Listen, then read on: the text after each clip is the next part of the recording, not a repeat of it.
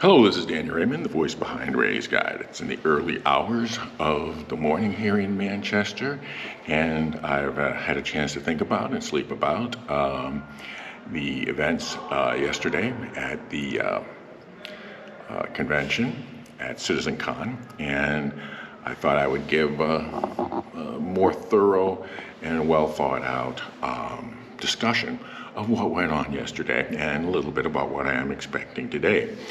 So I'm going to start with going over the panels themselves and then talk about some, because I know that's of general interest, and then I'm going to talk about the event venue and the planning of the event itself. This will be of more interest to CIG in planning future CitizenCons, getting a little user feedback. So let's start with the events. The Brave New Worlds event was very exciting.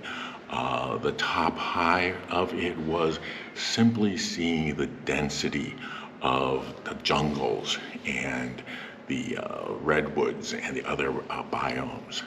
They threw in some, and the swamps. They threw in a lot of cultural references that provide levity. I was surprised they didn't start off with a sizzle reel, but they decided to end with the sizzle reel, and that's a good tactic as well. It's solved a really large meta problem that has been with the verse and the game in general. That is, why would you ever use a land vehicle? But the density of these biomes is such that it's plainly obvious that there will be cases, in particular cases, where you'll be wanting to use hover bikes and stuff. So I definitely, there's probably a very good reason why they've got the hover quad as the referral bonus giveaway. So if you're thinking of getting into the game, use the referral code STARCPG65NPL, that's mine, and you get a hover bike and I get an extra hover bike to share. And so the first panel was very impressive. They got into a lot of technical details, and I was very impressed that they aren't just sitting on their laurels, that they are pressing ahead their advantage in procedural generated planets to make even the generation of the procedural planets be generative based on rules and a very good appreciation of the natural world. My son, the wildlife biologist, would definitely approve of the thinking behind the use of procedural generation for the procedural generation. Then came the social universe panel, and this was both exciting and frustrating. They introduced no particular delivery schedule, no promise that this was going to be in 4.0 or 4.1 or whenever.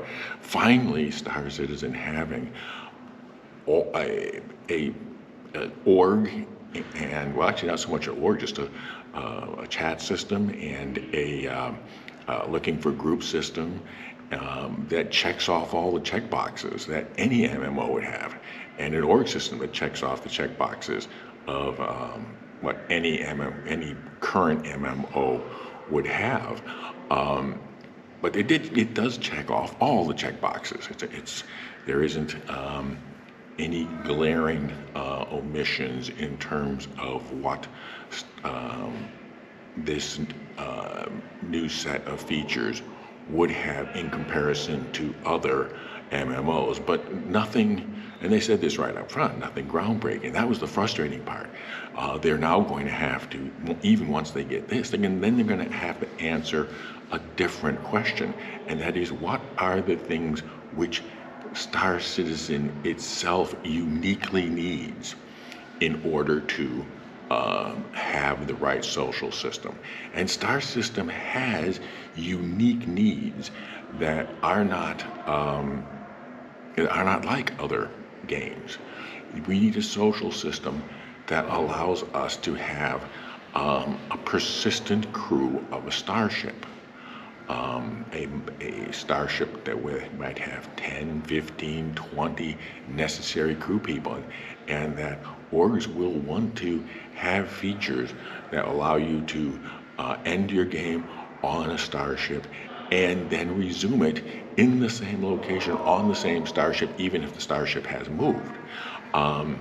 And so that's going to take some thought, and I'll be giving some thought to it and making future videos. But that is compared to everything else, compared, let's say, the panel before, this was talking. This was 10 years ago almost. This is taking a social system and getting it to tier, maybe not tier 0, but to tier 1. And whereas the first panel was about taking this to tier 3, tier 4, pushing the envelope, which is what you usually expect from Star Citizen, to be pushing the envelope. And this second one was getting it to the state of the art, which is desperately needed. Okay, then came the cosplay contest, and there's no real need to talk about the content of it. It was fun, and it was fun to have. The dress to kill turned out to be quite a surprise. There was much more there than I thought it was. When I saw the description, I thought, why on earth would they have given this its own panel at CitizenCon? But as soon as they got into the idea of specialist armor, and having it provide bonuses, specialist armor and specialist equipment, and having it provide bonuses, the importance of this is suddenly jumped up. And it was like this was not an inconsequential panel at all. But there is something that is very important here, and I hope that CIG, as they further develop this, don't lose the fundamental truth that in any game in which PvP is possible, the primary determinant of victory has to be your skill. It can't be what you own, because even if you can't pay for this armor, and I hope that they don't make it I hope they resist the temptation to make it a purchasable item, although with CIG, that's never a sure thing. But I hope that they stick with their apparent intent to have this be only found in the game. But beyond that, your victory against another player in a PvP potential has to be based on your skill. If it's based on anything but your skill versus their skill, as the primary determinant, the overwhelming determinant, then people are going to get very frustrated with the game, particularly PvP players. This has to be, for PvP players, their victory has to be, I'm better than you, and not, my gear is better than your gear. If you think about it, that's their fundamental complaint about most other games, is that they're loot-centered and not skill-centered.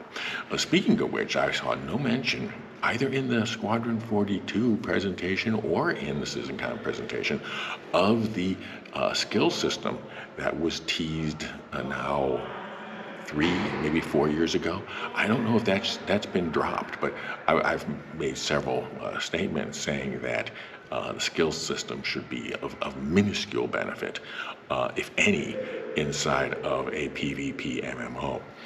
And they may be listening to that.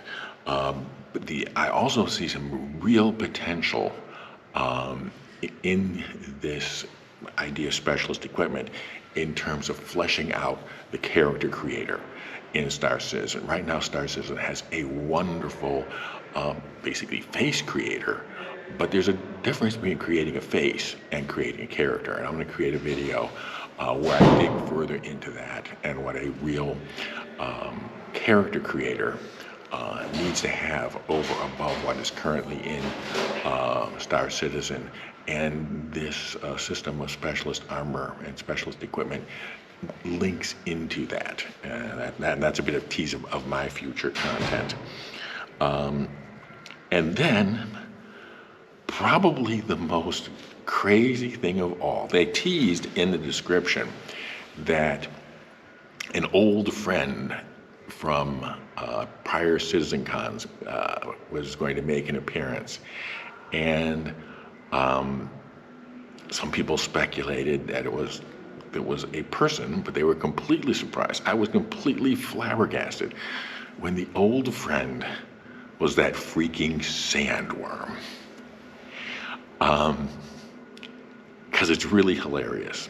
I mean, when I saw the footer underneath the sandworm, because when I first saw the sandworm, I would get it elicited a groan, as it did with probably many other audience attendees, and then I noticed it said in the footer, actual gameplay, because to fill you in, if you aren't a long-term backer of the program, that sandworm was in its original appearance years ago.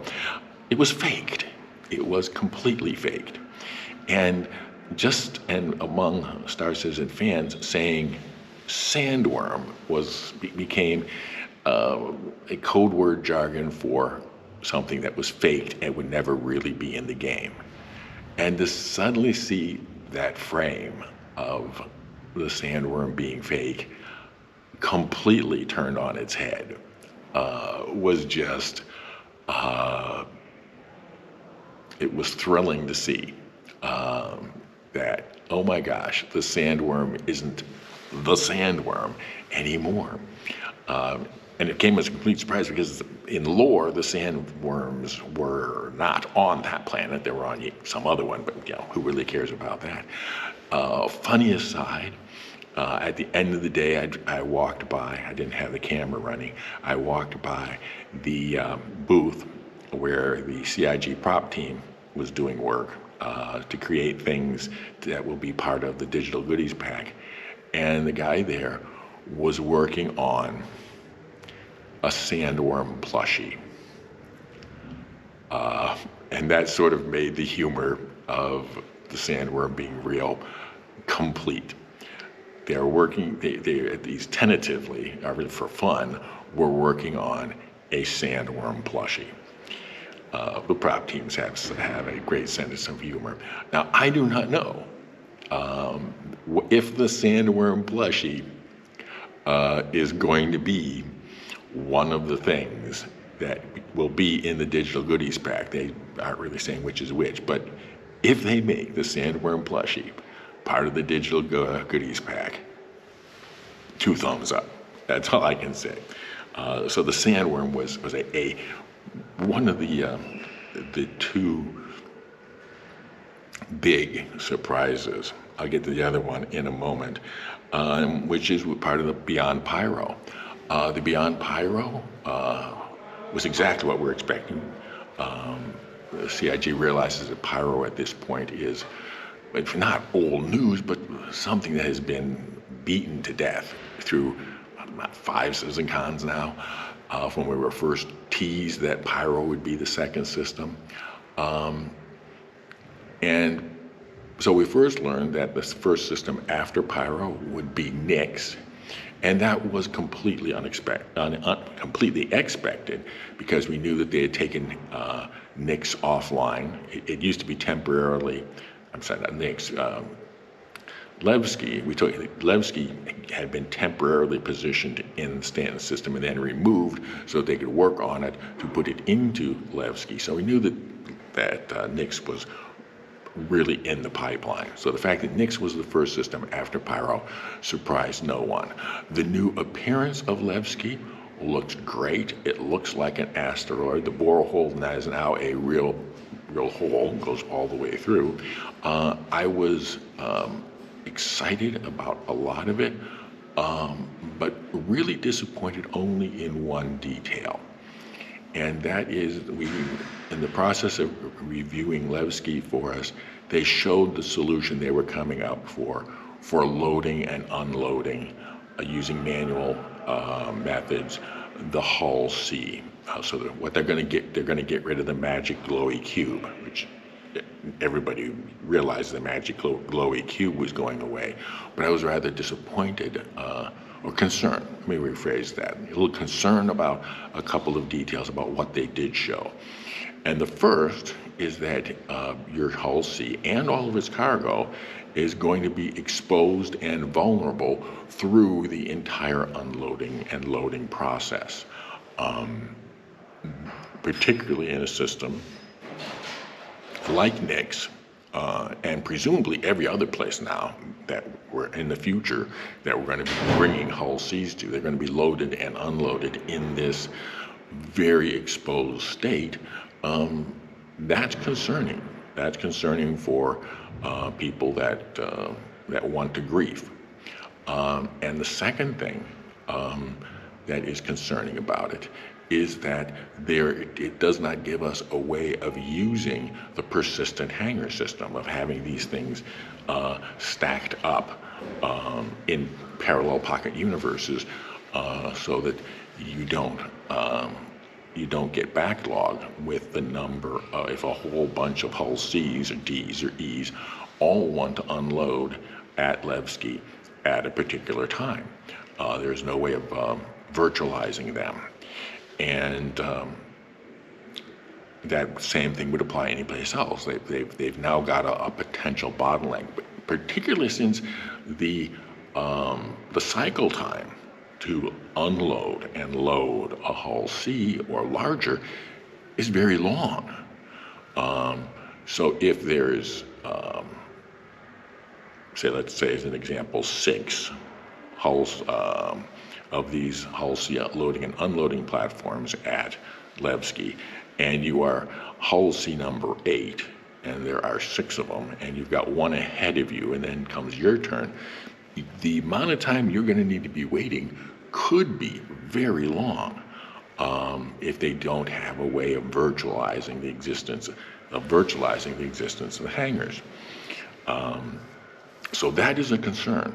I've in fact did some personal theory crafting that they could create some sort of a tunnel that you drive your hull C into, the doors close, and then it can be really mechanically treated much like any other instance hangar. Doors close, it goes into its pocket universe, and in a few seconds it can be repeated for someone else who's waiting to come or go from the hull C loading docks. But that's apparently not the decision and not the direction they want to go. Although I'm going to go on record right now saying it's a mistake. And then one of the biggest surprises of the day was that they picked Castra as the 4th planet that they're going to be doing.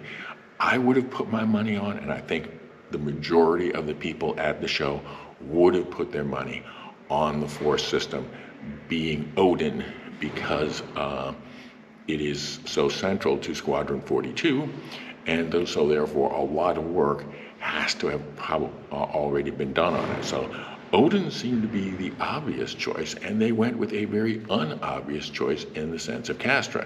Now, you stop and think about it, it works. It's not a bad choice. I will not call it a bad choice, but it works because it has 2 connections to the rest of the systems that we will be having. It has a connection to both Nick's and to Pyro, and so it is well connected to it has some interesting features in the sense that we might finally actually see NPC Xeons walking around. It's right at the edge of Xeon space. If we start to see NPC Xeons walking around, it would be a logical place to have them, and that would be like super cool. There would undoubtedly be a lot of signs in Xeon and Xeon type activity. It is clearly topologically a planet. Well, let me step back and say there's only 2 planets, one of which will be very easy to create. It's a blasted wasteland, literally. But the second one is fully terraformed, has almost constant cloud cover at lower elevations, and thus almost constant weather. So they get to show off a lot of their Genesis technology. It also would have all that water, swamps, and redwood forests, and all the other things they were showing in the Brave New Worlds presentation. In fact, it might very well be that we were seeing previews of Castra in that system. Particularly since there is no current system that has that severe weather. So They may have picked Castor simply because they can concentrate on one planet and really make it a tour de force of all of their Genesis planet creation technology. And what we saw in the concept art, it's visually stunning with these giant spires of mountains and things being hung off the side of them. Right now, they really only talked about one, but I don't see them not also having the equivalent of outposts and maybe another other bases and major things like distribution centers, also literally hung off the sides of mountains. It looks to be very visually stunning, so I'm excited about it, if surprised. So the Brave New Worlds panel lived up to its expectations. Then we came to the redacted, what everyone knew was going to be the Squadron 42, and it was, I'll start with the letdown. The letdown was that, why did they need all the secrecy about this? Why this big redacted, you have to be there no matter what? We knew that this CitizenCon would have to have an update on Squadron 42. It's been a year since I said it was feature complete. It would need to have some sort of update on Squadron 42. And because they were cloaking it in so much secrecy, speculation was wild that there was going to be celebrity appearances or an announcement of release dates, or as I said, an announcement of pre-sales beginning. And all we got was the year 2026. I mean, if instead of just saying redacted, they said progress and status of Squadron 42, everyone would have showed up. It would have been just as important and just as exciting, and there would not have been any opportunity for it being, well, yeah, okay. And bear in mind, I was impressed by what we saw. I was impressed by it was live. Yes, they had 2 crashes, but if Chris's and Richard's reaction is to be believed, they both thought that they had run through this many times, and they were frustrated and disappointed that it crashed. But there's always the variable, and I suspect what the variable in this case may have been was the fact that the PC was no longer just driving its own monitor. It was driving its own monitor and a digital multiplexer that was sending to 5 screens, including a giant projector. I think that was a projector, not a video wall, but it might have been a video wall. And that was undoubtedly looking to receive a 4K signal. So if you have your video card being expected to drive a 4K, maybe even 8K, 4K or 8K monitor and your screen, that puts entirely different stresses on a video card, and a situation that it is highly unlikely you were ever able to test in your QA department. So that's at least a very reasonable and plausible explanation about why it never works when you get it home in this case. But other than that, 2026, based on what we saw, that looks very reasonable. So I'm not skeptical that they'll meet 2026 at all. If they said 2025, I might have been skeptical, but they said 2026. And so I'm not skeptical at all, because that could be even a full 2 years from now. And hangs aside, that did not look like a product that still needed 2 years. I suspect that what we will see much sooner, perhaps still even before the end of this year, is an announcement about pre-sales. And I still expect that Soulsinger is going to be named as the first DLC for Squadron 42. I'm seeing this rumor persisting in the press, And it's like the press believes any stupid rumor they hear, something it now seems, particularly the game press, that Soulsinger is some sort of bizarre, medieval second MMO. There is no basis for that at all, and there would be a user riot. And there's no confirmation. It's all pure speculation about a trademark.